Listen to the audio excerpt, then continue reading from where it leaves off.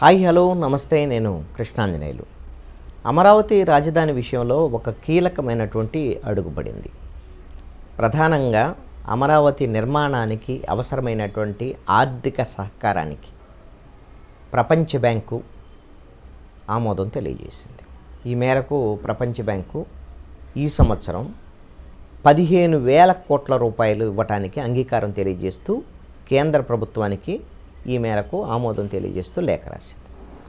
మేము అమరావతి నిర్మాణానికి సంబంధించినటువంటి విషయాలు 15,000 కోట్లు ఇస్తాము, మాకు అంగీకారమే అనేటువంటి విషయం.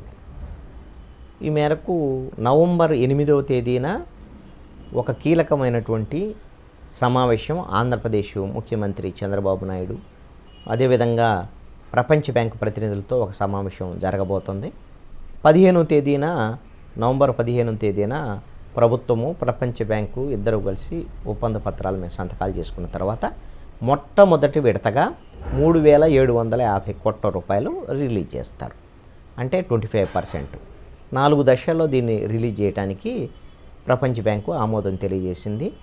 ఈ ఆర్థిక సంవత్సరంలోనే దాన్ని మొత్తం రిలీజ్ చేసేటువంటి విధంగా దీన్ని రైతులకు సంబంధించినటువంటి భూములు ఇచ్చినటువంటి రైతులకు సంబంధించినటువంటి వాళ్ళ ప్లాట్లు, ఆ ప్లాట్లను డెవలప్ చేయటము, రోడ్లు, అదేవిధంగా ఇప్పటికే నిర్మాణ పనులను కూడా ప్రారంభించాలని అనుకుంటుంది. ప్రధానమైనటువంటి సెక్రటరేట్ బిల్డింగు, అదేవిధంగా హైకోర్టు, వీటికి సంబంధించినటువంటి వీటి నిర్మాణాలకు సంబంధించినటువంటి విషయంలో చర్యలకి ఆంధ్రప్రదేశ్ ప్రభుత్వము ఇప్పటికే ఉపక్రమించింది.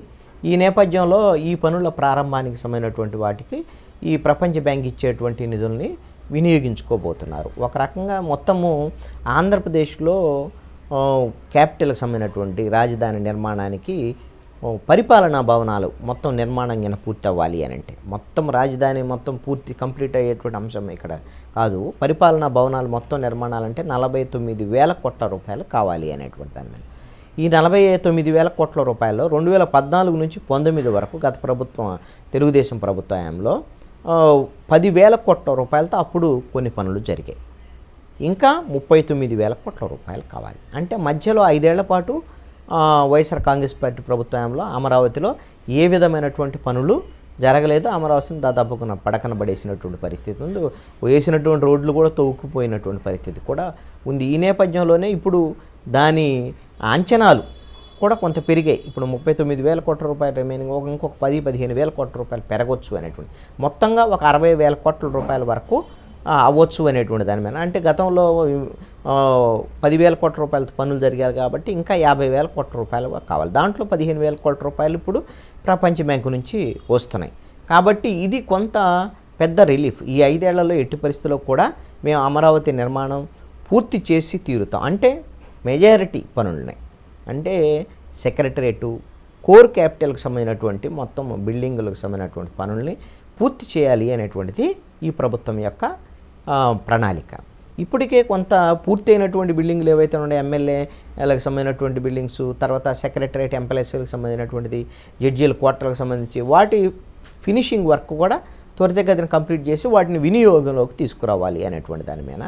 అదేవిధంగా కేంద్ర ప్రభుత్వం వైపు నుంచి అయితే నేషనల్ హైవేతో కనెక్టివిటీసు, అదేవిధంగా రైల్వే రోడ్డుకు సంబంధించినటువంటి కనెక్టివిటీ, వీటి మీద కేంద్ర ప్రభుత్వం నుంచి సహకారం తీసుకొని కేంద్ర ప్రభుత్వం ఇప్పుడు ring road, outer ring road, inner ring road, వీటికి సంబంధించినటువంటి సహకారం కేంద్ర ప్రభుత్వం నుంచి నిధులు తీసుకొని వర్క్ చేయాలనేటువంటి ఆలోచనలో ఉన్నారు. ఇప్పటి వరకు ప్రపంచ బ్యాంకుకు సంబంధించినటువంటి విషయంలో అసలుకి ప్రపంచ బ్యాంకు అప్పిస్తుందా లేదా అమరావతికి లేదా అనేటువంటి అనేక అనుమానాలు ఉన్నాయి. ఎందుకు అని అంటే ఈ మధ్యకాలంలో మంత్రి నారాయణ మాట్లాడినటువంటి మాటలకు సంబంధించినటువంటి విషయంలో కూడా కొంత రాజకీయంగా చర్చనీయాంశంగా మారినటువంటి విషయం తెలిసిందే. ప్రపంచ బ్యాంక్ కూడా అమరావతి వద్దు, ఇక్కడ నిర్మాణం చేయొద్దు అని చెప్తోంది అనేటువంటి మాట ఆయన ఒక ప్రెస్ మీట్లో మాట్లాడినటువంటి మాటలు అవి మొత్తం మీడియాలో బయటకు వచ్చాయి. అంటే ప్రపంచ బ్యాంకు అంగీకరించటం లేదేమో రుణం ఇవ్వడానికి, అసలు అమరావతికి యాక్సెప్ట్ చేయటం లేదేమో అనేటువంటి దాని మీద కూడా ఒక చర్చ జరిగింది.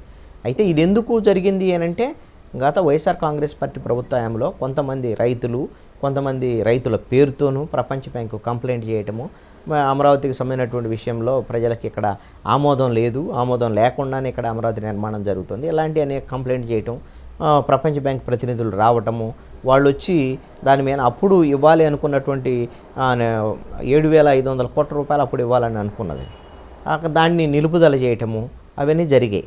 కాబట్టి ఇప్పుడు మళ్ళీ ప్రపంచ బ్యాంక్ సంబంధించినటువంటి నిధులు కింద ఆగిపోతే ఇప్పుడు ఉన్నటువంటి పరిస్థితులు అసలు ముందు ముందుకెళ్ళేదానికి అవకాశం ఉండకపోవచ్చు అనేటువంటి ఆందోళన ఉంది. మొత్తానికి క్లియరెన్స్ అయింది. ఇప్పుడు ఈ సంవత్సరం 15,000 కోట్ల రూపాయలు ప్రపంచ బ్యాంకు నుంచి వస్తే అమరావతి నిర్మాణ పనుల్ని వేగవంతమయ్యేదానికి అవకాశం ఉంది.